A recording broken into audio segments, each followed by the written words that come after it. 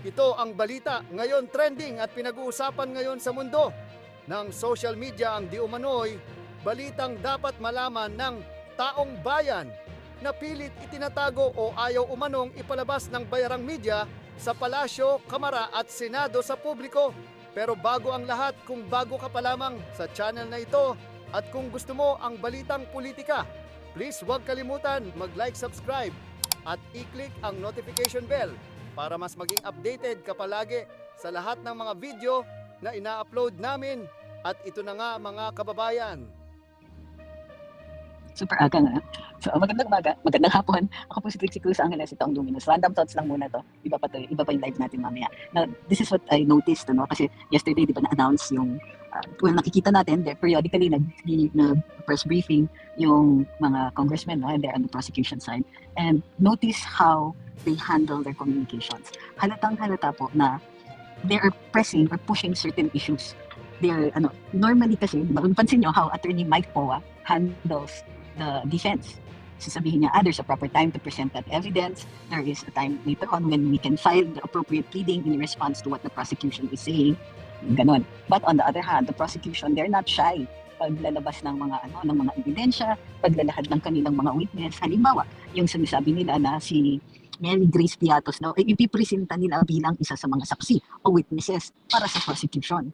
Isn't that interesting? Kasi sinasabi nga nila, hindi naman daw totoong tao si Mary Grace Piatos at wala naman daw birth certificate ito. So, yun yung mga, very, for me, rather interesting. Ibig sabihin, nagko-conduct sila ng parang comms operation. So, they're pushing their narrative at parang nang-aasar sasabihin nila, yan, pipresenta na namin, magiging witness namin si Mary Grace Piatos para silang naglalaro.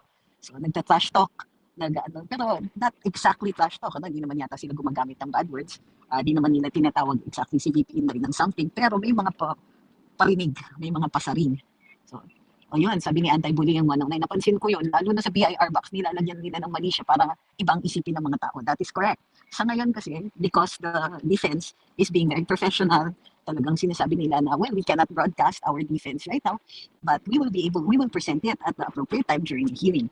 Tapos pag merong mga patuya, ganyan, simple lang naman ang sinasabi ni Attorney Poa. Halimbawa, it is, well, she doesn't have to appear at these hearings, but if she will be presented, if we have to present her kung kailangan yon, then naturally she will be presented as a witness. So ganun yung mga salita ng defense, pero yung prosecution, may mga kwento na. Tapos so halimbawa, ang kanilang isang articles of impeachment, ang nakita natin dito ay, di ba, it's confidential funds. So, pagka pondo, ang ina-allege ninyo na misused, hindi ba dapat meron kang documents, meron kang paper trail, meron kang mga financial audit, meron kang kung anit-anit tungkol dyan. Now, I understand na sa confidential funds, iba yung mga auditing, iba yung merong joint memorandum order that covers this. Pero, the prosecution, the way they're treating it, smoking gun daw si Mary Grace Piatos, ganyan. Tapos, meron pa yung sa sheriff, meron pa si BIR box, ganun. Tapos, parang sensationalized. So, I think it's just mind conditioning. Sabi ni Econers, mind condition ginagawa nila. Well, that's one of the things that they're doing. But you know the other thing that they're also doing is that they're talking to the people who they think are gullible enough maniwala sa kanila. Halimbawa, people who will not bother to check, people who will not say things like, hindi naman siya vice president nung nangyari yung kay sheriff. They're talking down on us. And one of the reasons I think they're doing this is because nag-hire sila ng PR or communications team. And that communications team is going for the least common denominator. In other words, yung pinakamababaw na argumento kasi ang hinahabol nila ay yung mga tao who will believe these kinds of drivel. Yung mga ganitong klaseng communications na parinig, pasaring, na paninira, ganyan. Tapos yung parang kulang na lang tumawa na sabihin nila, andyan na yung witness. Parang kulang na lang magganon sila. Meron kaming smoking gun, matakot na kayo. Parang ganon yung dating ng prosecution. And it is intentional. Ano pa yung sabi ni Congressman Adjong, di ba? Na natatakot sila sa BIR box. Yung mga ganyan. Na it has nothing to do with the main case. It is ad hominem. Tapos yun nga, hindi rin clear yung purpose ng kanilang communications, except that what we can see is that extension lang ito ng bullying and paninira. Sabi ni Mend, all about optics at ang akala nila pwede nilang mabago ang utak ng mga tao. Oo. Tapos gusto nila ma-frustrate din yung mga likely na kampihan sila, like saying na pwede naman less than 16, no? Hindi naman kailangan 16 kasi wala naman si Batoy, hindi naman siya makaka-participate. So hindi nila ine-explain na yung constitutional provision says of all members. Wala naman din silang magawa. Halimbawa, the prosecution cannot cause the removal of a senator para bumaba yung kanilang count, yung kanilang needed number of votes. So, sabi ni Kambal TV, I think the prosecutors is trying to build narratives because they believe from the start that they have no proof. Well, yes, they're here to put on a show. That's the message here. This is a show and we are performing. This is all performative. Kumbaga, angas. Di ba yung niloloko natin, yung what lawyers say, if you don't know the law, if you know the law, pound on the law. If you know the facts, if you don't know the law, pound on the facts. If you don't know the law and the facts, pound on the table. So yun yung ginagawa nila is that they're making noise, they're making characterizations, they're trying to insult the vice president, they want the defense to look weak simply because they said so. And this is not only unprofessional, it's not convincing anyone. Kayo ba?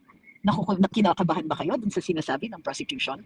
When on the contrary, di ba? Because from the start, yung Mary Grace Piatos and the confidential funds were already thoroughly explained.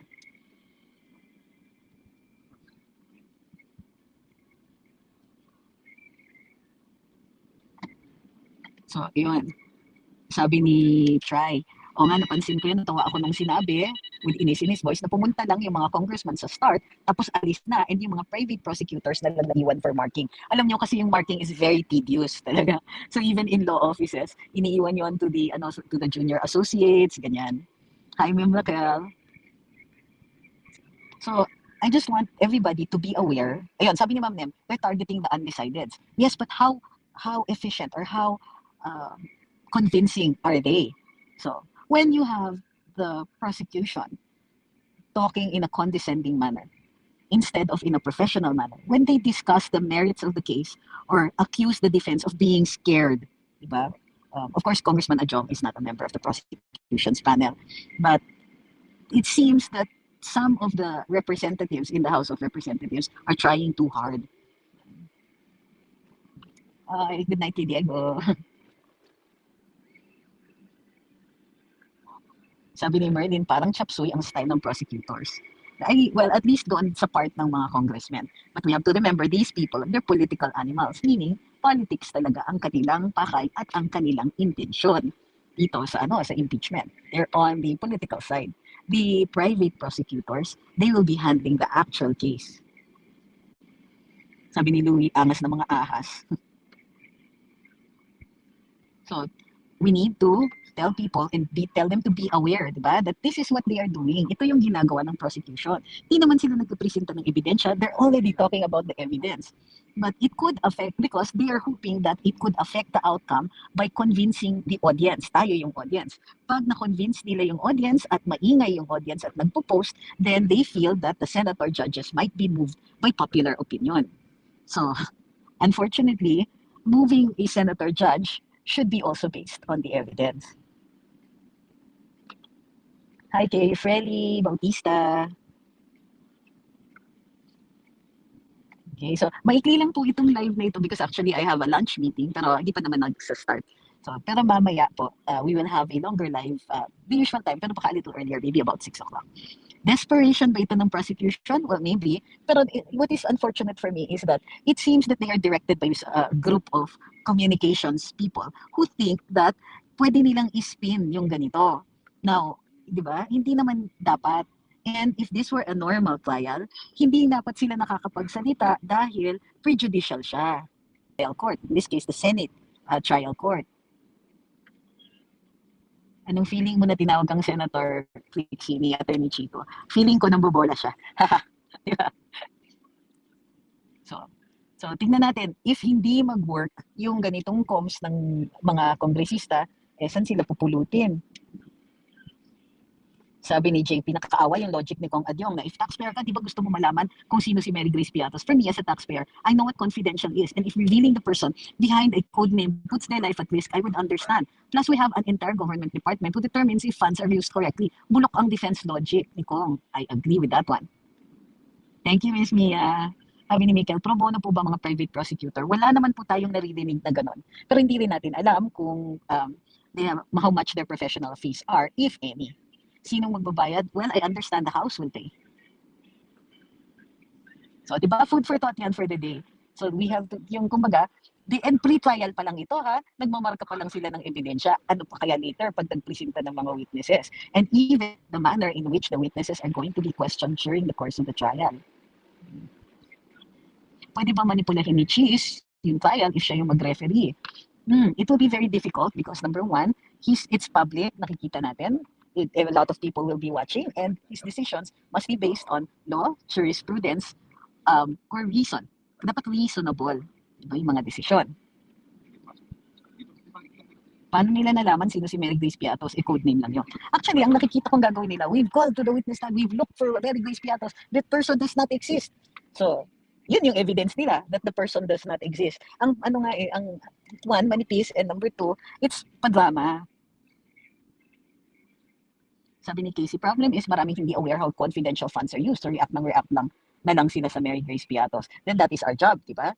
Part of the purpose of this course is to reveal information. Lalong-lalo na kung sino yung nakakaalam, dapat yun ang nagkikwento, yun ang tumutulong, yun yung nag-aabiso sa mga hindi nakakaalam. Okay, so andito na po ako sa aking meeting. Kita-kita po tayo after my meeting.